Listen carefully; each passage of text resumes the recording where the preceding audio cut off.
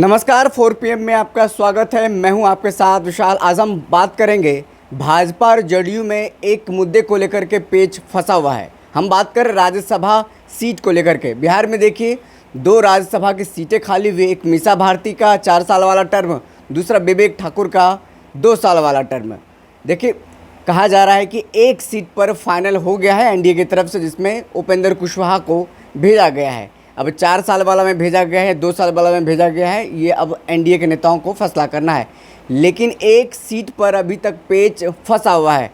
क्यों पेच फंसा हुआ है बीजेपी और जदयू में, इस पर हम चर्चा करेंगे। हमारे साथ बातचीत करने के लिए मौजूद हैं बिहार के जाने माने वरिष्ठ पत्रकार अरुण पांडे सर।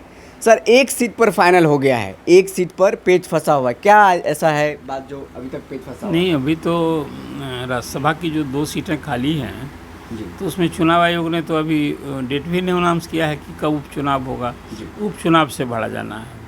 ये दोनों सीट एनडीए को मिलनी है, वो आपने ठीक ही कहा।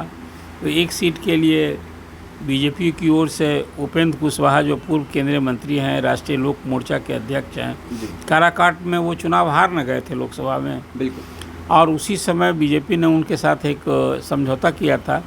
एक सीट आपको लोकसभा के लिए दे रहे हैं और एक सीट काउंसिल में देंगे। जी उस समय एक रामबली चंद्रवंशी की सीट खाली थी, लेकिन जदयू ने उस सीट से भगवान कुशवाहा को बना दिया एमएलसी। तो अब राज्यसभा भेजने की बारी थी, इसलिए कि बीजेपी का कमिटमेंट था। विनोद तावरे जो बिहार के प्रभारी हैं, राष्ट्रीय महासचिव हैं, उन्होंने ये बात की थी। तो वो ऑनर किया बीजेपी ने, उपेंद्र कुशवाहा को भरोसा दिलाया कि जो एक सीट खाली है, विवेक ठाकुर के इस्तीफे से जो सीट खाली हुई है, उसकी जगह उस सीट के बदले जाएंगे उपेंद्र कुशवाहा। एक सीट तो तय हो गया। दूसरी सीट मीसा भारती के इस्तीफे से खाली है। जी वो 4 साल से अधिक का कार्यकाल बाकी है। उस सीट के लिए अभी अनाउंस होना बाकी है। जब अनाउंस हो जाएगा तो वो पता खोलना है नीतीश कुमार को। नीतीश कुमार ही तय करेंगे कि जदयू की ओर से कौन जाएगा। अब 1-2 नामों की चर्चा है। एक चर्चा तो अभी था कि जो मनीष वर्मा आईएएस की नौकरी छोड़कर जदयू ज्वाइन किए, आपने देखा कि दूसरे ही दिन उनको पार्टी का राष्ट्रीय महासचिव बनाया गया है। जी और सत्ता के गलियारे में भी चर्चा थी कि मनीष वर्मा को ही नीतीश कुमार राज्यसभा भेजेंगे। जी उनके बारे में तो ये चर्चा होने लगी कि आरसीपी सिंह की जगह वो लेंगे और नीतीश कुमार के उत्तराधिकारी बनेंगे, नंबर 2 बनेंगे। खैर, कितना महत्वपूर्ण शख्सियत है वो, ये तो स्पष्ट हो गया है। अभी पिछले जब से नीतीश कुमार के साथ आए, वो उड़ीसा कैडर के अधिकारी थे, और बिहार आए जब से सीएम सचिवालय में रहे। सीएम सचिवालय में वो मुख्यमंत्री के सचिव भी रहे। तो अब वो राज्यसभा मनीष वर्मा ही को भेजा जाएगा। अभी तो फिलहाल यही संभावना ज़्यादा दिखती है, लेकिन फिर किसी और पर भरोसा करेंगे। इसलिए कि 3 जगह तो हो न गया अभी कि एक जगह उपेंद्र कुशवाहा जा रहे हैं, फिर विधान परिषद में भगवान कुशवाहा हो गए, तो फिर वहाँ कोई पिछड़ा जाति का ही जाएगा कि कोई अगड़ी जाति का व्यक्ति बनेगा।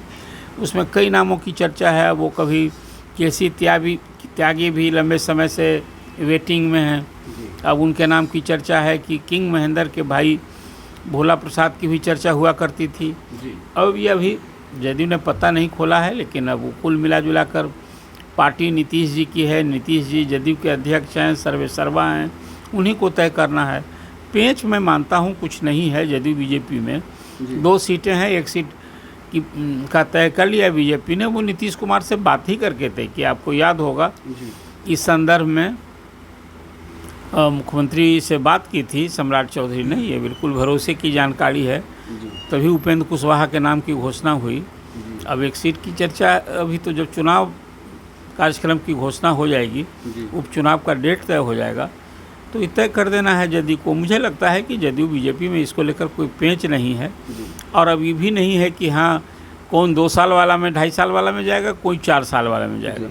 इसलिए कि विवेक ठाकुर की जगह जो सीट खाली हुई है, उसमें बीजेपी को कोई तय करना था कि किसको भेजेंगे। तय कर दिया कि उपेंद्र कुशवाहा को भेजेंगे।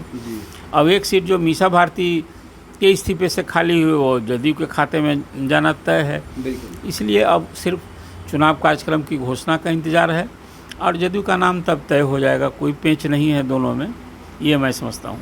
सर, एक और सवाल इन दिनों लगातार बिहार की राजनीति में उठ रहा है। जो बिहार को लेकर के विशेष राज्य का दर्जा का बवेला है, वो बिहार की राजनीति में थमने का नाम नहीं ले रहा है।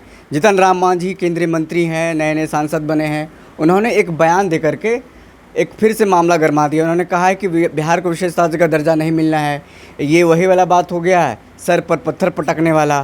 तो कैसे देख रहे हैं, जहाँ देखिए एक तरफ सत्ता पक्ष दल जो है जदयू लगातार मांग कर रही है, केंद्र में इस बार मजबूत सहयोगी दल में है, लेकिन उसी में से एक ऐसे दल हैं, हिंदुस्तानी आवाम मोर्चा के राष्ट्रीय अध्यक्ष कहें या फिर संरक्षण कहें और सांसद केंद्रीय मंत्री हैं जीतन राम मांझी का ये बयान।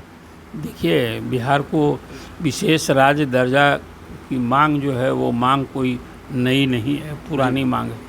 जब से राज्य का बंटवारा हुआ 2000 में, तब से ये मांग की जा रही है कि जब राज्य बट गया, झारखंड अलग हो गया, तो बिहार के पास क्या बचा?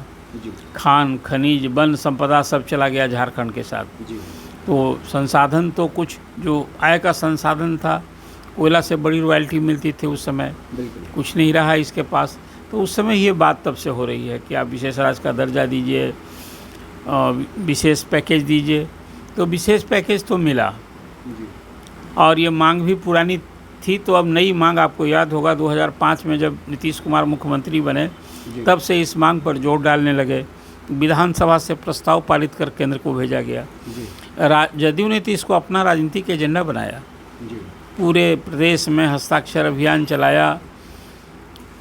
यहाँ तक कि न सिर्फ पटना में, दिल्ली में जाकर के रैली की थी जदयू ने इसी मांग को लेकर, और प्रधानमंत्री को स्मारक पत्र दिया गया था, ट्रक से लाखों लोगों को हस्ताक्षर करा करके, और ये स्मारक पत्र भेजा गया था तत्कालीन प्रधानमंत्री डॉक्टर मनमोहन सिंह को। इस मुद्दे पर मिलने की भी बात हो रही थी, समय मांग रहे थे, समय नहीं मिला।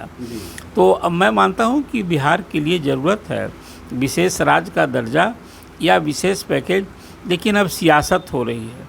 जीतन राम मांझी अभी हाल में केंद्रीय मंत्री बने हैं, इसी एनडीए के एक भी घटक के प्रमुख स्तंभ हैं, पार्ट हैं। लेकिन आज जो बात बोल रहे हैं वो यथार्थ बोल रहे हैं।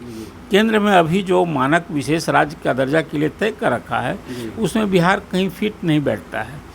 इसी संदर्भ में जब केंद्र में मंत्री बन गए हैं जीतन राम मांझी, तो वस्तु स्थिति से अवगत हुए होंगे, वहाँ उन अधिकारियों से बात की होगी और उन्हें भी ये बात जानकारी दी गई होगी कि जो अभी केंद्र की नीति है, किसी को तो न नीति है और न अभी कोई इस तरह का प्रावधान है। इसीलिए कि देखिए, विशेष राज्य का दर्जा देश में भी 11 राज्यों को मिला हुआ है और उसमें कुछ मानक है कि हिली एरिया हो, उस बॉर्डरिंग स्टेट हो, वहाँ राज्य की आय संसाधन इतना कम हो कि उस राज्य को चलाना कठिन हो, तो विकास के लिए केंद्र सीधे सहायता दे, केंद्र की योजनाओं में भी उसे भरपूर सहयोग दे, उसे योगदान। अब तो जो केंद्र की योजनाएं चल रही हैं, अभी देखिए केंद्रीय करों में राज्यों की हिस्सेदारी जो होती थी ना, उसको नरेंद्र मोदी के कार्यकाल में 42% बढ़ा दिया गया। मतलब केंद्र सरकार में जो आमदनी होती है, करों से जो आय होती है, संग्रह होता है, उसमें 42% राशि राज्यों को दी जाती है। तो जब ये राशि बढ़ाई गई, पहले 31% था, तो जब बढ़ाई गई तो जो केंद्र की योजनाएं हैं उसमें हिस्सेदारी जो पहले कभी 90-10 होता था, 75-25 होता था, उसको घटाकर केंद्र ने 60-40 कर दिया। किसी योजना में 75-25 है।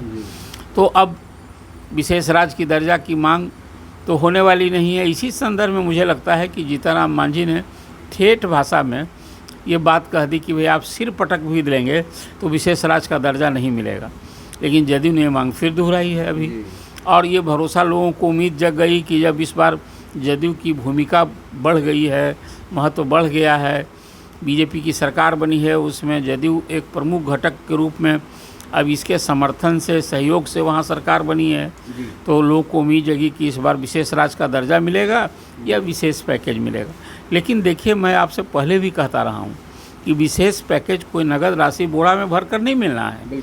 केंद्र सरकार किसी राज्य को विशेष सहायता, विशेष पैकेज, एक तो वहाँ राज्य की आवश्यकता के हिसाब से कोई योजना परियोजना बने उसके लिए दे, नहीं तो केंद्र कुछ अपना प्रोजेक्ट दे। अब इसमें बाजी मार ले गया आंध्र प्रदेश। आंध्र प्रदेश में 60,000 करोड़ का अभी वहाँ पेट्रोकेमिकल्स का वहाँ प्रोजेक्ट लगने वाला है। केंद्र सरकार ने इसमें एक तरह से कहिए सहमति दे दी है और राज्य सरकार की ओर से भी चंद्रबाबू नायडू ने प्रधानमंत्री से भेंट करने के बाद वहाँ केंद्र के अधिकारियों को भरोसा दिलाया कि राज्य सरकार 5000 एकड़ ज़मीन देगी। राज्य सरकार कहाँ कुछ की है? बिहार सरकार तो सिर्फ मांग कर रही है। इसलिए मैंने आपसे कहा कि बिहार के लिए ज़रूरत है, लेकिन सियासत हो रही है। मांग चाहिए तो मांग के लिए आपके पास प्रोजेक्ट चाहिए, प्लानिंग चाहिए, आपके पास कोई उसकी दिशा होनी चाहिए कि किस काम के लिए विशेष सहायता। जी। इसलिए जो मांझी ने बात कही है, उस मांझी की बात में कोई उसको अन्यथा नहीं लिया जा सकता। वो बात यथार्थ कह रहे हैं। अब राजनीति तो होती रहेगी जब तक विशेष सहायता और विशेष राज्य का दर्जा की बात जो है वो चलती रहेगी, सियासत होती रहेगी। मैं इसको इसी रूप में देखता हूँ। चलिए, विशेष राज्य का दर्जा को लेकर के सियासत तो होती रहेगी। अब ये सियासत कब खत्म होना है देखना है। फिलहाल इस खबर में इतना ही। बहुत बहुत शुक्रिया।